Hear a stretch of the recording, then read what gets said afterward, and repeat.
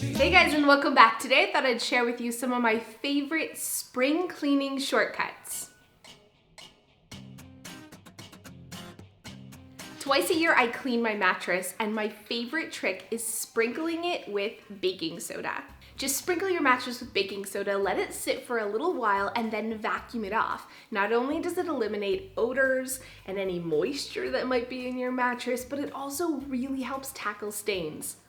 And it's like $1. So what are you waiting for? Strip your bed, sprinkle your mattress, and vacuum it off. To get your pillows dust-free, I recommend just popping them in the dryer, and I add a couple of drops of lavender to a sponge to help disinfect and have them smell pretty amazing. Just like everything else in your home, your walls get dusty too, but I don't recommend washing them with soap and water because it can streak your paint.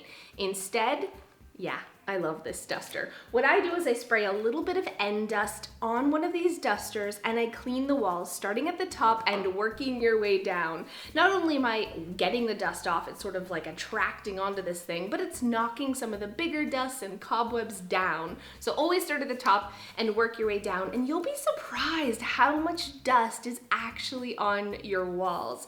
Take a look at my duster.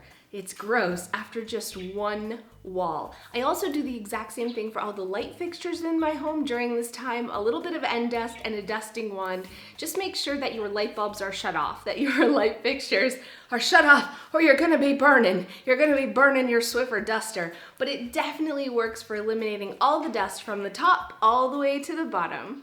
For dusting soft things like my fabric headboard or lampshades, a sticky roller is my go-to. You can also use this for your curtains, but I really recommend just vacuuming them instead. I have ruined curtains by taking them down and washing them on gentle cycle. No more. It's all about just removing the dust. There really isn't a need to wash your curtains unless they're physically dirty. So a quick vacuum is all it needs. I know I said not to wash your walls, but there is one place where there is an exception besides sticky fingerprints from your kids. It's in your kitchen above your stove. You're gonna find, if you look at your wall, if your cabinets don't go all the way up like they do in mine, that you're gonna have some like grease stains or other sticky stuff up there. This is a perfect time of year to just give that a quick wash with some vinegar and water solution, and give your cupboards a quick wipe as well. And don't forget the kick plate. Everyone always forgets the kick plate, and this can be so dirty down there. So get on your hands and knees and give it a quick wipe. I hate washing windows, but it has to be done, and spring cleaning is the perfect time to do it. Windex makes a window cleaning kit that's pretty amazing. It comes with a pole and a pad on the end. I attach it to a broom handle because my windows are really high. A quick soak with the hose and washing them off, and they are perfectly streak-free in seconds.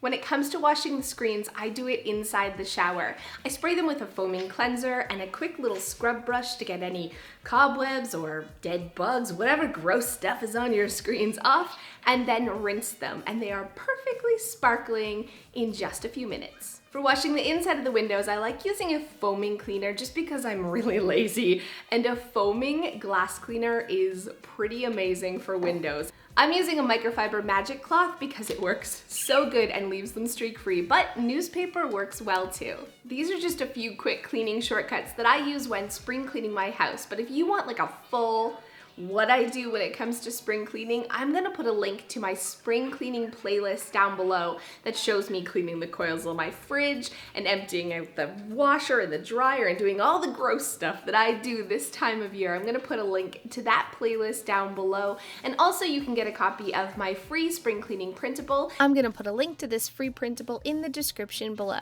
Thank you guys so much for those of you who have stayed to the end. You probably noticed Kermit the Frog, who's a bird, joined us for the video because he was screaming, and so I had to open his cage to let him out, and the kids are downstairs screaming because it's a PA day, so I couldn't film downstairs, and the dog is in the bedroom barking his head off at the window because the geese are back, and so I couldn't film it. It's a thing. It's like a gong show here with all the pets and the crazy. Today so far I've cleaned a bird cage, a hamster cage, I've scooped poop in the backyard, and I cleaned the fish tank.